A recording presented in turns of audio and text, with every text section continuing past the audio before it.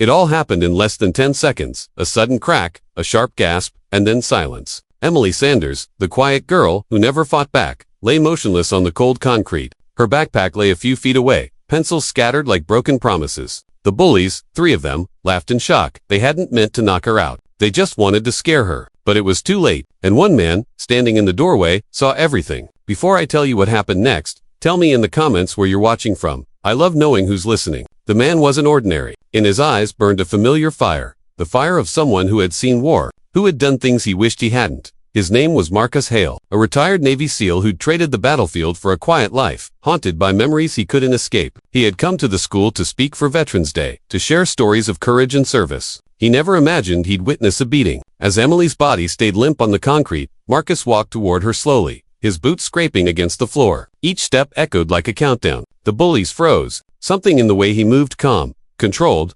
unwavering, made them step back, just a little. There had been a time when Marcus believed violence was the only language people understood, but he walked away from that life, or at least he tried to. Yet, seeing Emily, the same age as his daughter, would have been something shifted inside him. He knelt down beside her and whispered her name, checking her pulse. It was there, steady, but weak. When her eyes fluttered open, she whispered, "Please, don't tell anyone. They'll make it worse." Marcus looked into her eyes, and for the first time in years, he felt real anger, not at the world, but at the cowardice in front of him. She thought she'd never see him again. She was wrong. Hours passed. Emily was taken home, the principal stammering apologies, sweeping the incident under the rug. "They're good kids," he said, but Marcus had seen good kids do terrible things. He knew better. That night, Marcus stood outside the gymnasium where the bullies hung out after hours. The lights were off, but the windows glowed from cell phone screens, moving shadows through the glass. He felt the cold air fill his lungs, tasted the metallic temps of adrenaline he thought he'd forgotten.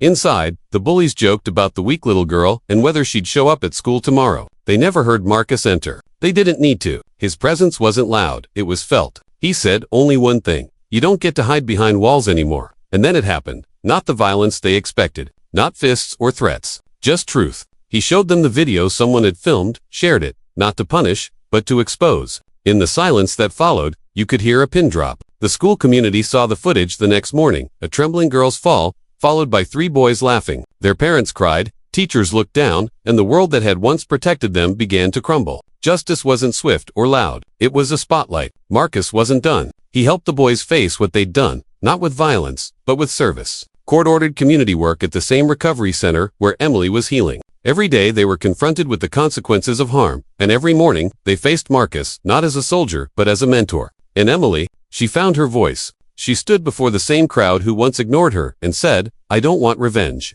I want better." That was the moment Marcus realized something powerful. Sometimes the toughest battles don't need fists, they need heart. Because kindness doesn't vanish, it waits, and it finds its way back. Emily walked past the school wall where her tear had fallen on the day she was hit. The sun caught the dust in the air, and for the first time, she smiled, not because she was unbroken, but because she was rising. If you found this story moving, leave your thoughts in the comments and subscribe for more stories of courage, justice, and the moments that change everything.